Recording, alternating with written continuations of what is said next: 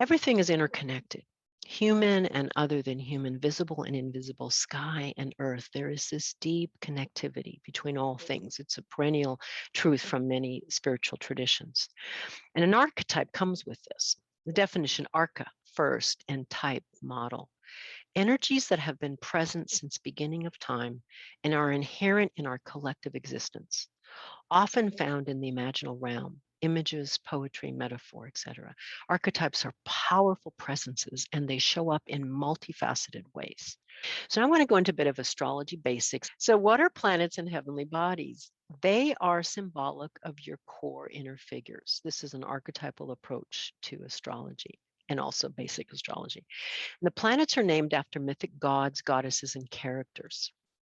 Now, here's an image that comes from Western Greek and Roman mythology. So let's be really straight up. We're talking about the roots of astrology is very patriarchal because it's based in patriarchal Greek and Roman mythology and attitudes and worldviews. And yet the powerful pre-Roman, pre-patriarchal level of these gods and goddesses are also show up in the archetype because they can't be denied, okay?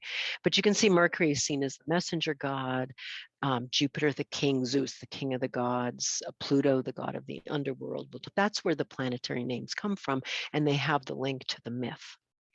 Now, from a spiritual perspective, a planet symbolizes an archetype, as I introduce you to, a universal principle or force that expresses in the human psyche and human behavior on many levels. So this is a really simple overview of the planets as archetypes for you to be with and recognize some of these inner figures inside of you. So the sun can be seen as the hero or heroine or conscious self. You don't need to put a gender with it if it's not congruent for you. This one of you has the gift of self-expression. And it's the part of you that expresses your uniqueness, your creativity, and your conscious sense of who you are and what your purpose is in life. Apollo, the sun god, Suna, the North sun goddess, the Norse sun goddess, the creative one. The moon, the instinctive nurturer and feeler. This one of you brings the gift of emotional instinct. And it's about the part of you that nurtures yourself and others and honors your emotions, your instincts, your fluid, non-rational ways of being. Artemis, the goddess of the moon from mythology, or Thoth, the moon god in Egypt, the great nurturer. Mercury, the communicator, messenger, also the storyteller. And this one of you brings the gift of expression in all levels. It does not have to be words.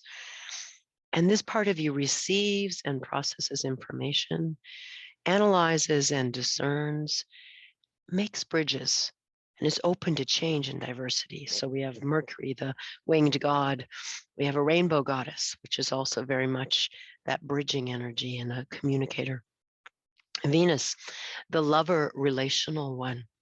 This one of you brings the gift of your relationality and your attunement to your core values. The lover of you is not just about external relationships. It's about your own self-love and what you love and what you value. This one of you expresses your values and core relationship needs. This follows your heart, receives and gives pleasures, and loves yourself. So there's Venus, Aphrodite, born on the sea foam, a goddess figure and then an image of love. Mars, the warrior's advocate. Again, you don't need to genderize this one. Its main energy is yang, very active, very dynamic. It's a gift of desire and action. This one of you takes action and goes after what is wanted, expresses your desires and anger, and stewards your physical vitality. There is Mars, the god of war, a very advocate warrior's figure, and then also an advocate figure there. Jupiter, the teacher, the wise one, brings you the gift of expansion, especially with your understanding and your awareness. This one of you expands your consciousness, tracks deeper meanings, shares your unique wisdom, and questions entrenched beliefs. There's Zeus, the king god, on the left, and then there's a beautiful image of a elder, an indigenous wise one, and expanding. Saturn, the builder, structure maker. This one of you brings the gift of integrity and manifestation. This one is about responsibility and self-accountability. This one of you creates clear boundaries and wants to claim personal authority. Chronos, or Saturn on the left, and then beautiful image of a builder, structure maker, gonna make it happen. The clipboard is there because I often lovingly say that the Saturn in our inner Saturn is the clipboard carrier. The guy, the gal, the person with the clipboard. All right, what's the game plan? What are we doing? Let's get on with it, okay? Saturn. Uranus, the maverick change agent, brings the gifts of your uniqueness and the call to liberate from constriction. This one of you expresses your authentic self, releases externally imposed restrictions, likes to think outside the box and dance with chaos. It's like, give me something different. Okay, and on the left, you'll see Prometheus, who's a really good mythic archetype for Uranus, because this is the god who stole fire for humankind, who went against the gods, the Olympiads, and stole fire to liberate humankind, and then got punished because he broke the rules. And then the trapeze artist, like, okay, let's do it. Something different, hanging upside down, dancing with chaos. Neptune, the dreamer visionary, brings the gift of vision and connection to alternate realities. This one of you connects to visions, imagination, and the mystical side. It explores illusions and the call to transcend ordinary reality. Neptune, Poseidon, the god of the oceans, and then this visionary image, and then the dissolving. The Neptune part of us can call us to dissolve self-deception and illusions, or sometimes we get into illusions with Neptune. Pluto, the transformer, the revealer of the hidden. This one brings the gift of depth and potency. In you, this one wants deep systemic change, to get down and be real, get down to the bones. And this one is not afraid to explore themes that are somewhat taboo to the ego: power, sex, death, rebirth. And then you see an image of Hades, the god of the underworld, the god of hell, and then a mysterious being, and then the going into the depths. And then finally, there's Chiron, who's not a planet, but a very important heavenly body mythical figure in astrology. Chiron is actually an asteroid comet that has a circular orbit around the sun. And Chiron is the wounded healer, shapeshifter, shamanic one. It brings the gift of personal and ancestral healing.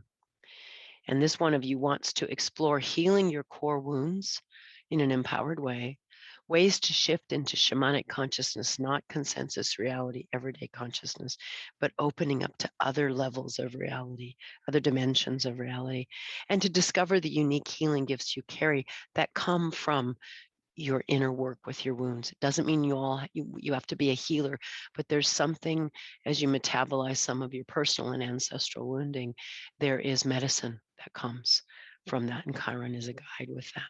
You see, Chiron in mythology was a centaur, a wise centaur that taught many of the heroes in mythology, and then a shamanic image, and then a tree of life to honor the ancestral roots and the ancestral healing. So there are 11 primary archetypes, planetary archetypes, that have very multivalenced expressions in you.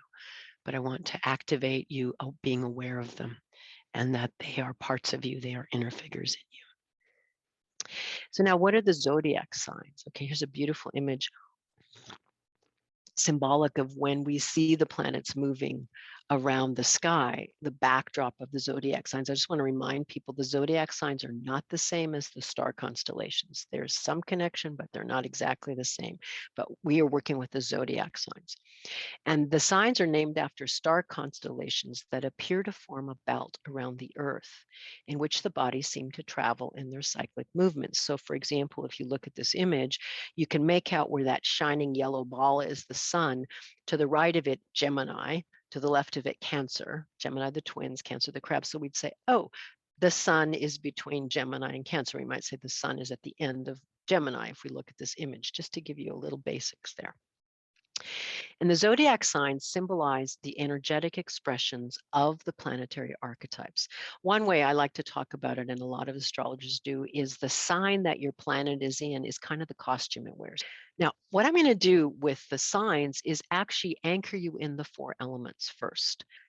The signs are based on the 4 elements, Earth, the deep physical nature of life. Water, the emotional side of ourselves. Air, the mental side. And then fire, the energetic, spiritual side of our lives. So here's the 3 earth signs. And these quotations are ways that we learn astrology. Taurus, I have. It's very grounded in, bird in the hand is worth 2 in the bush. Virgo, I analyze the discrimination of taking things apart and bringing them into wholeness. Capricorn, I utilize very functional, responsible, kind of like the CEO energy of the zodiac. Okay. And then there's the 3 water signs. Cancer, I feel very sensitive, feeling, watery being. Scorpio, I desire. There's a pointedness. You can use the Scorpio, the scorpion, like the tail. I desire something. I'm going after something. And then Pisces, the 2 fish swimming in opposite directions joined. I believe there's an aspiration, a dreaminess to the Pisces energy. Then there's the air signs. Gemini, I know, very mental, very much bringing ideas together. Libra, the scales, I relate, balancing, harmony, bringing things into harmony and justice. Aquarius, the water bearer, that's where the symbol comes from. I change. Aquarius is very innovative, edgy, let's do it differently kind of quality. And then finally, we have the fire signs. Aries, the ram, I am very independent, very risk-taking, very like a fire stick, boom, okay? Leo, the lion, I create, very creative, very generous in terms of expressing creative energy and love. And Sagittarius, the archer, pointing the arrow to the heavens. I understand, wanting to make meaning, the very quality. So these are all energies with the sign.